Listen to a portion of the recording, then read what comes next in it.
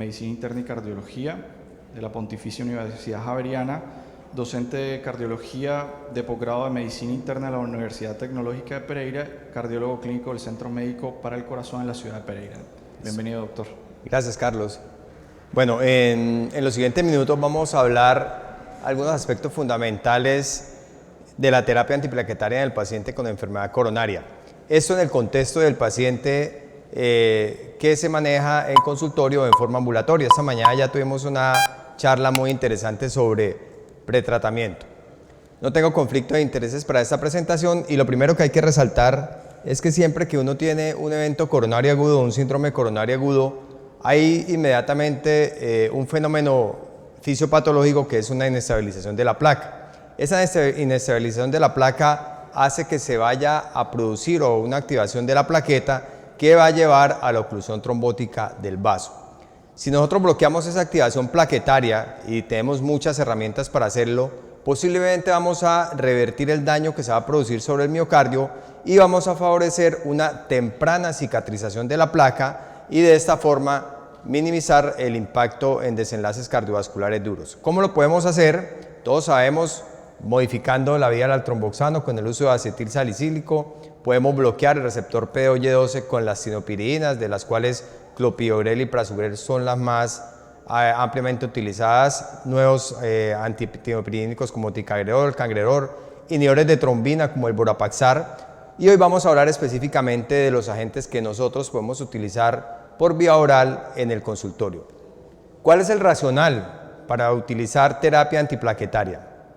En el contexto del síndrome coronario agudo y el síndrome coronario crónico hay tres fenómenos que se pueden producir. Ya vimos en la fase inicial la ruptura de la placa y utilizar antiplaquetarios nos va a lograr reducir la carga trombótica, reducir el fenómeno obstructivo y por lo tanto reducir el daño miocárdico.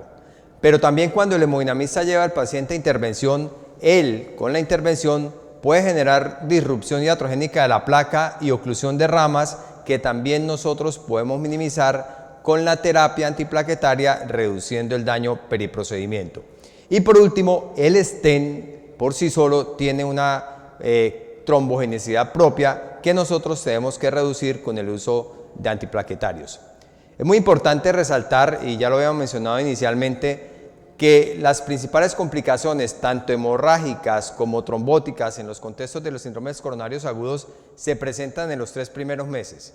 Y la terapia antiplaquetaria aquí es fundamental porque puede reducir los fenómenos a nivel coronario, rápidamente estabiliza la placa, disminuye los eventos embólicos sistémicos y, muy importante, en estos primeros 3 meses es cuando más se presentan las complicaciones de sangrado.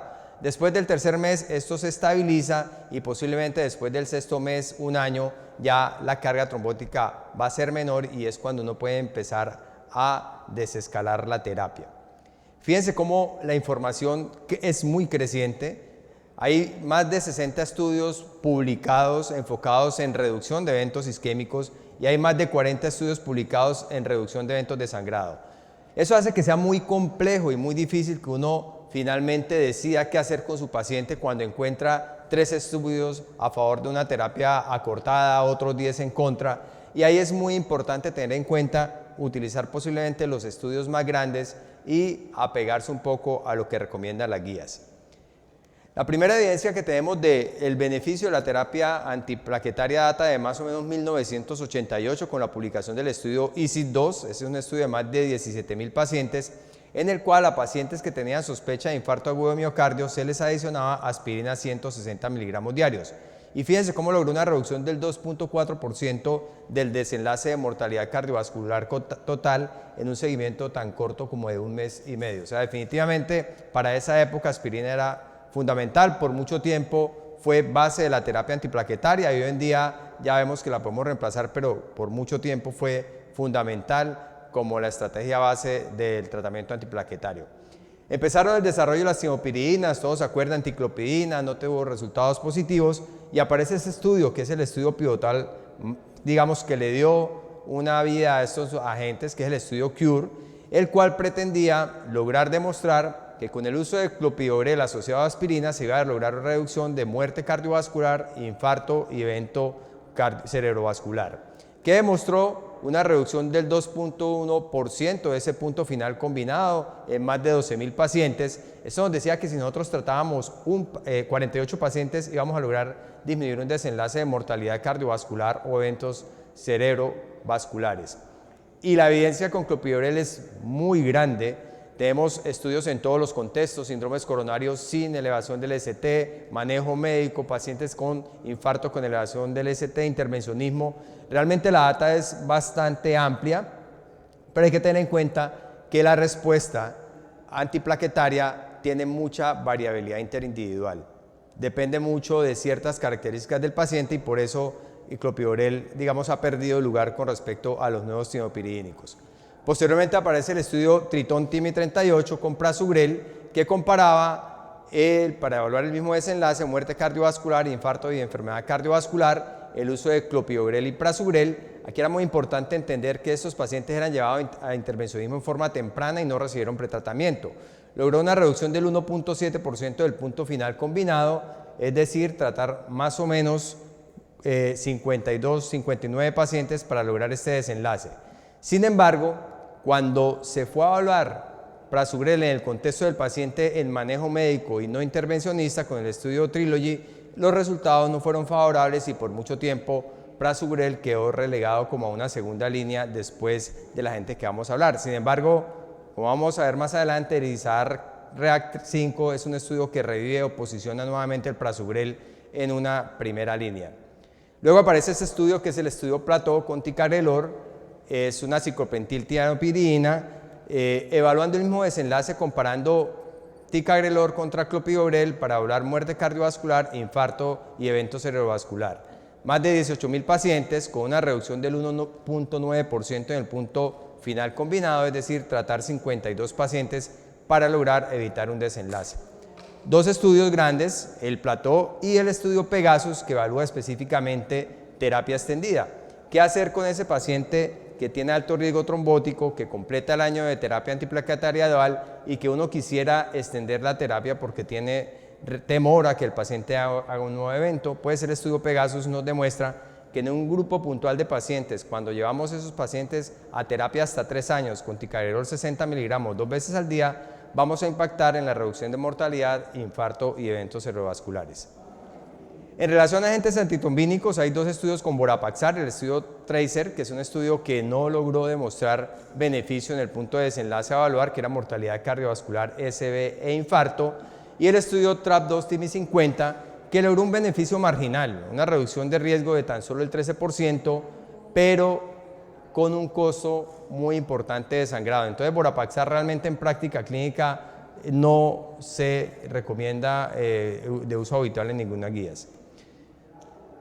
Eso es para resaltar las características farmacológicas de estos tres agentes. Muy importante saber que ticagrelor es reversible, la potencia de ellos es diferente, clopidogrel y prasugrel son prodrogas, mientras que ticagrelor es un medicamento activo, y tener en cuenta que en falla renal hasta estadio 4, los tres se pueden utilizar sin ajuste de dosis, sabiendo que en estadio 4 podríamos incrementar el riesgo de sangrado. Y no hay evidencia que soporte su uso en práctica clínica en pacientes que estén en hemodiálisis. ¿Qué hacer a la hora de tomar la decisión de cómo hacer la terapia antiplaquetaria? ¿Qué tanto tiempo debe durar? Eso depende de características propias del paciente, como la edad, el género, la historia de eventos isquémicos o de sangrado, el tipo de síndrome que está presentando el paciente, si es un paciente que tiene un síndrome coronario crónico o es un síndrome coronario agudo sin elevación del ST o con elevación del ST, porque el comportamiento de la carga trombótica es totalmente diferente. Evaluar comorbilidades como la enfermedad renal crónica, que favorece los desenlaces de sangrado, la diabetes, que favorece los desenlaces trombóticos, enfermedad arterial periférica y falla cardíaca, el tipo de tratamiento concomitante que puede estar utilizando el paciente. Hay pacientes que requieren terapia anticoagulante concomitante por fenómenos como la fibrilación auricular o la enfermedad venosa trombótica, o el tipo de procedimiento que se realiza al paciente. Saber que si nosotros queremos reducir las tasas de sangrado, posiblemente sea más conveniente utilizar accesos radiales, utilizar fármacos o stent que tengan plataformas bioabsorbibles. Todo eso puede ayudar en cierto momento a que nosotros reduzcamos las complicaciones de sangrado. Con estos elementos vamos a elegir cuál es el mejor tratamiento antitrombótico, el fármaco a utilizar, la dosis y la duración del tratamiento para tratar de mantener un balance adecuado entre el riesgo isquémico y el riesgo de sangrado. Entonces, entrando en materia, ¿qué sabemos respecto a la enfermedad o síndrome coronario crónico? Ese paciente que tiene enfermedad coronaria pero que no está en el contexto de un evento agudo. ¿Qué recomiendan las guías? Uso de ácido acetil salicílico 75 a 100 miligramos en aquellos pacientes que ya han tenido un evento o que son revascularizados. Se podría cambiar específicamente a clopidogrel en casos de intolerancia y en pacientes que tienen alguna historia de enfermedad arterial periférica o que han tenido SB o AIT, podría ser mejor utilizar clopidogrel que ácido acetil salicílico. O para aquellos pacientes en los cuales hay enfermedad, por ejemplo, documentada por otro estudio, un Doppler carotídeo, un angiotac, y vemos enfermedad coronaria, en ese paciente de pronto se preferiría utilizar ácido acetil salicílico como una indicación 2B. Estamos hablando de prevención primaria. ¿Qué dicen las guías americanas y las guías europeas? Las guías americanas no se pronuncian en este contexto particular, en aquel paciente en el cual pensamos que puede ir a intervencionismo coronario percutáneo, pero la guía europea le dice a uno utilice tienopiridínicos, es decir, clopidogrel, en ese tipo de pacientes como una indicación 2B. Cuando el paciente va a intervencionismo coronario percutáneo, pero estamos en un síndrome coronario crónico, fíjense que la guía americana lo único que recomienda utilizar es clopidogrel, en tanto que la guía europea sugiere la posibilidad de utilizar en el contexto del síndrome coronario crónico que ha tenido intervencionismo ticagrelor o prasugrel como una indicación 2B. Pero aquí en este contexto sigue siendo clopidogrel la primera opción. Cuando el paciente ya presenta un síndrome coronario agudo sin elevación del ST, la cosa cambia. Todos sabemos que el paciente debe recibir aspirina en forma permanente y debe recibir un inhibidor del receptor PDoY12 al menos durante un año, a no ser que exista una contraindicación por riesgo alto de sangrado. ¿Y qué agente? Nuevamente vamos a ver por qué aparece en este contexto prasugrel como primera línea en una dosis de carga de 60 miligramos y mantenimiento de 10 miligramos o 5 miligramos si el paciente tiene más de 75 años o menos de 60 kilogramos. Como segunda opción, usar ticagrelor, y esto es independiente de la estrategia. Prasugrel es principalmente para el paciente que va a intervencionismo, no para el paciente que queda en tratamiento médico o que va, por ejemplo, a una cirugía de revascularización. Ticagrelor se puede utilizar en cualquier contexto, estrategia invasiva o conservadora, con dosis de carga de 180 y un mantenimiento de 90 miligramos cada 12 horas. Y el clopidogrel quedaría relegado para aquellos pacientes o que no toleran estos agentes o que no los tenemos disponibles. La duración del tratamiento depende mucho del riesgo de sangrado, y vemos que en el paciente que tiene riesgo de sangrado muy alto, la terapia antiplaquetaria dual iría por un mes y posteriormente seguiría el paciente tratándose con clopidogrel. Si el riesgo es alto, serían 3 meses de antiagregación dual y luego continuaría con clopidogrel. Y fíjense que en el alto riesgo de sangrado no aparece ni ticagrelor ni prasugrel. Por el contrario, si lo que prevalece es el riesgo isquémico y el riesgo de sangrado es bajo, podemos utilizar cualquiera de los agentes en el orden que ya mencionamos, primero prasugrel, segundo ticagrelor y por última opción clopidogrel. Pero si el riesgo de sangrado es muy bajo y la carga trombótica o riesgo isquémico es bajo, podríamos considerar uso de 3 meses de antiagregación con ácido acetil salicílico y ticagrelor y continuar monoterapia con ticagrelor. Las nuevas guías, dentro de lo que resaltan sus recomendaciones, es la posicionamiento que le da el prasugrel en primera línea para aquel paciente que va a intervencionismo coronario percutáneo, y ya habíamos visto esta mañana que el pretratamiento no está recomendado. Eso que hacíamos antes de darle la carga de 600 al paciente en urgencias no se debe utilizar a menos que nosotros sepamos que tenemos una limitación para llevar al paciente a hemodinamia. Si el paciente va a ir a hemodinamia en las primeras 24 horas, el paciente no se le hace pretratamiento, solamente se le da la carga de aspirina. ¿Por qué esta primera recomendación? Ya les había dicho, hay un estudio que comparó ticagrelor versus prasugrel. Aquí es muy importante entender que lo hizo en unos escenarios muy concretos y era solo pacientes que iban a ser llevados a intervencionismo coronario percutáneo. No solamente comparó 2 moléculas, comparó 2 moléculas y 2 estrategias, porque los pacientes del grupo de prasugrel eran pacientes que tenían pretratamiento.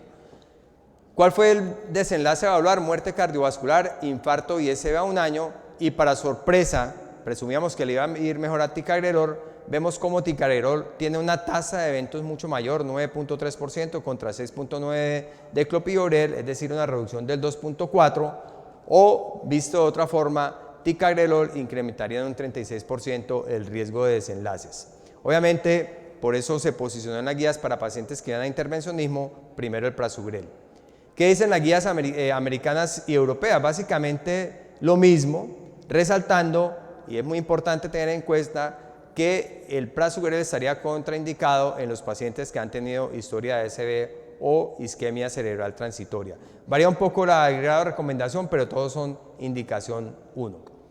En relación a los pacientes que tienen infarto con elevación del segmento ST, la recomendación es similar: aspirina al menos permanente 75 miligramos, 100 miligramos día, o clopidogrel en caso de que exista alergia o intolerancia, y se recomienda nuevamente el uso de ticagrelor o prasugrel preferido sobre clopidogrel, y solamente el clopidogrel para personas o que no dispongan de ese medicamento o que tengan intolerancia al uso de los dos anteriores. Hace dos recomendaciones puntuales, una en relación al uso del inhibidor de bomba de protones en aquellos pacientes que tienen alto riesgo de sangrado, y también empieza a hablar de terapias acortadas. En aquellos pacientes que tienen alto riesgo de sangrado, proponen tiempos de anticoagulación, antiagregación dual de 6 meses o incluso menores, como vamos a ver más adelante.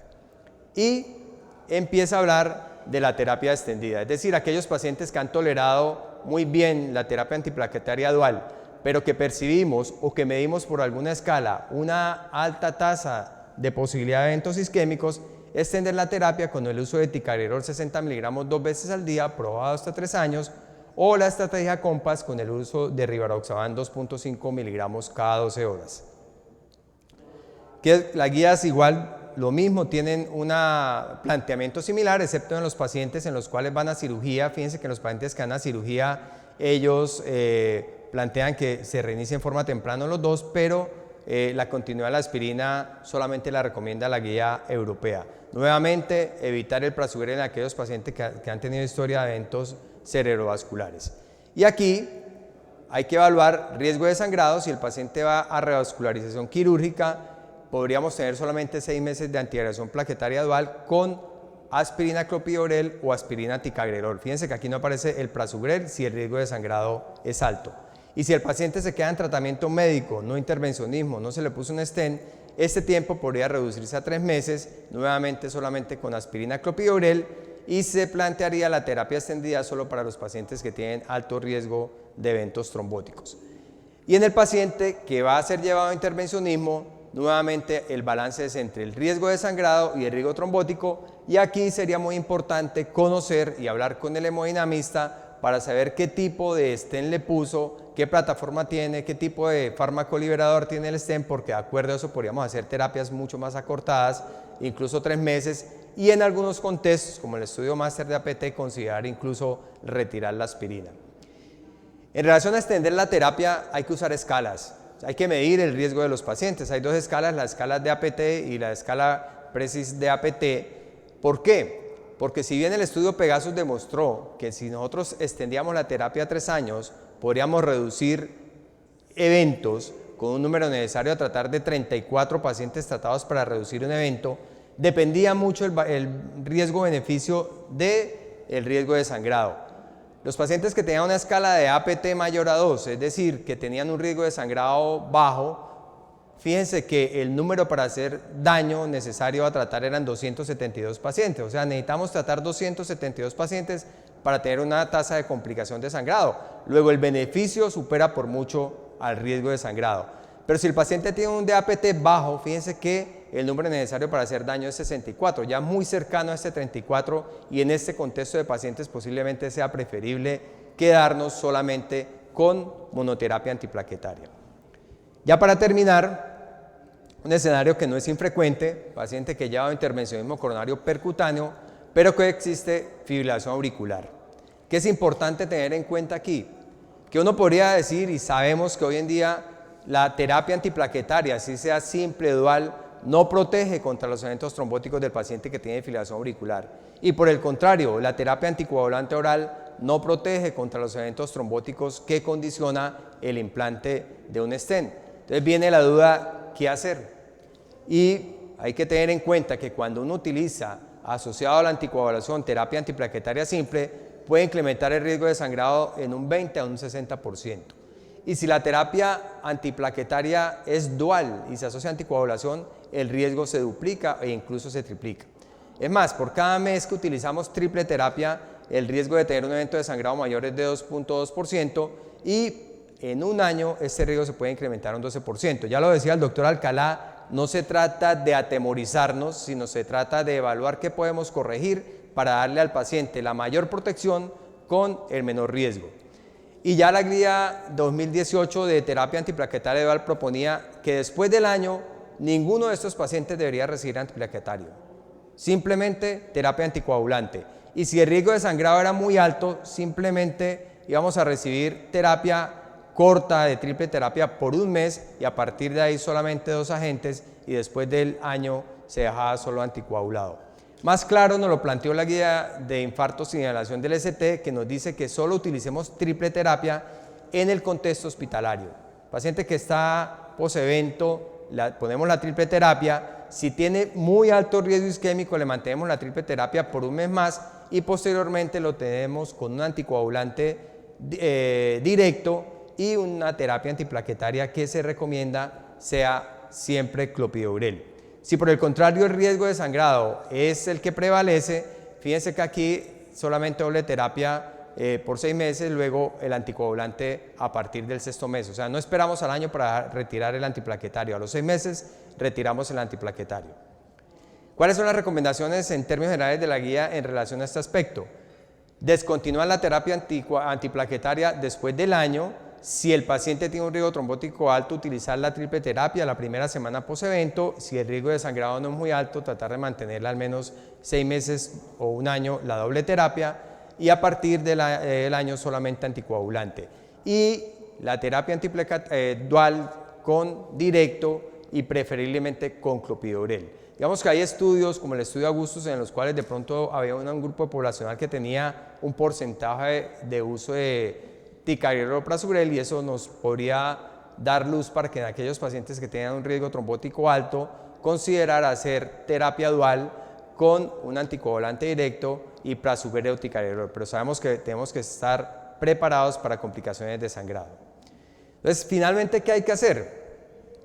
Mirar cuál es el riesgo de sangrado del paciente y hay factores clínicos que nos dicen qué puede pasar, pacientes que ya han tenido evento de sangrado, pacientes anémicos que tienen trombocitopenia, pacientes que han tenido eventos cerebrovasculares previos o de fragilidad, malignidad o hepatopatía, son pacientes que son más susceptibles a complicaciones de sangrado. El acceso no radial, el uso de pretratamiento con inhibidores de glicoproteína 2B3A, el uso de trombolisis o los pacientes que necesitan estar anticoagulados van a tener más riesgo de sangrado y algunos aspectos muy importantes es utilizar escalas. La que a usted les guste, pero hay que utilizar escalas para evaluar el riesgo de sangrado. Hay otra forma que uno podría evaluar y es la respuesta antiplaquetaria. Desafortunadamente en práctica no tenemos estas herramientas de cómo evaluar rutinariamente la función plaquetaria o cómo hacer test genético para ver si es un paciente metabolizado rápido, ultra rápido o lento del tienopirínico. Y por último, evaluar siempre el riesgo isquémico. Hay variables clínicas como el paciente que tiene un síndrome coronario agudo con elevación del ST, tiene más riesgo de trombosis, los pacientes diabéticos, los ancianos, los obesos, los pacientes que han tenido historia de infarto recurrente y el paciente que tiene enfermedad polivascular. Seguramente eso es una carga de mayor riesgo de eventos trombóticos. Aspectos del procedimiento como el paciente que recibe más de 2 stents, el paciente que tiene intervención en bifurcaciones, el paciente que tiene un resultado subóptimo, que tiene fenómenos de no reflujo, esos pacientes tienen más riesgo de fenómenos trombóticos y lo mismo utilizar escalas. Entonces con todas estas herramientas nosotros vamos a hacer una selección óptima de la terapia antiplaquetaria del paciente, no solamente en qué tipo de antiplaquetario, sino cuánto tiempo vamos a utilizar la terapia. Finalmente, 2 mensajes únicos. Sabemos que la terapia antiplaquetaria es fundamental para reducir el riesgo de eventos trombóticos, infarto y mortalidad cardiovascular en pacientes con enfermedad coronaria y que tenemos que hacer uso de la selección individualizada del tratamiento para establecer la duración del mismo basada en el tipo de evento que tuvo el paciente, las comorbilidades, el riesgo isquémico y el riesgo de sangrado. Fíjense cómo este escenario es el escenario, uno de los escenarios en los cuales podemos aplicar terapia de precisión, medicina de precisión e individualizada, porque evidencia hay mucha. Muchas gracias.